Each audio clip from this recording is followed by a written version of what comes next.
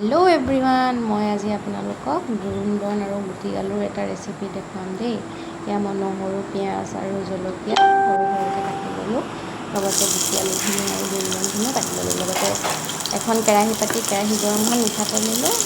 তাৰপিছত আৰু পিঁয়াজ, নহৰু, জলকীয়াকেইটা দি দিলোঁ। অলপ সময় ভাজি আলুখিনিও পেলাই দিলোঁ। দ্ৰোণ বনটো তিতা হয় বাৰু, কিন্তু স্বাস্থ্যৰ পক্ষে উপযোগী। সকলোৱে খাবলৈ অলপ অসুবিধা পায়, মই কিন্তু বেয়া নাপাওঁ, মোৰ ভালেই লাগে খাই।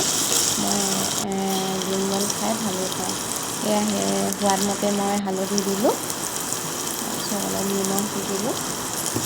অলপ সময় ভাজি আছোঁ আৰু আলুখিনি অলপ সিজি যোৱা, তাতে মই মিহিকৈ কাটি ৰখা দ্ৰোণ বনখিনি পেলাই দিলোঁ।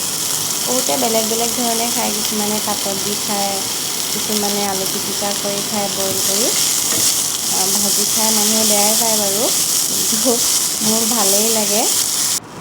মই তিতা খাই এনেও ভালেই পাওঁ যে। তিতা নোখোৱাসকলৰ বাবে বাৰু বিপদ, তেওঁলোকে খাব নোৱাৰিব এনেকৈ। তেওঁলোকে সেই দুডালমান পাত লৈ মেলি আৰু আলুৰ লগত পিটিকিহে খাব পাৰিব, এনেকৈ বেছিকৈ খাব নোৱাৰিব। এয়া মোৰ ৰেডিয়ে হৈ গ'ল। তাৰপাছত মই আন এখন কেৰাহী পাতি পাঁচফোৰণ দিলোঁ।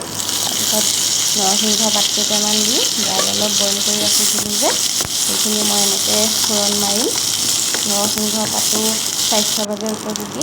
এয়া হালধি অলপো দি দিলোঁ, বইল কৰি ৰখা দাইলখিনি তাতে মই দি দিলোঁ।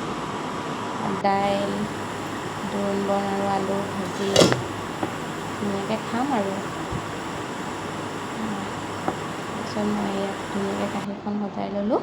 ভাত, নেমু, জলকীয়া, লগতে কাচকল আৰু আলু আৰু পিটিকা কৰিলোঁ। দ্ৰোণ বনৰ ভাজি, দাইল সুন্দৰকৈ খাই দিলোঁ আৰু। আপোনালোকে কিহেৰে খালে জনাব, লগতে মোৰ থালিখন কেনেকুৱা পালে তাকো জনাব। আজিলৈ আহোঁ, বাই।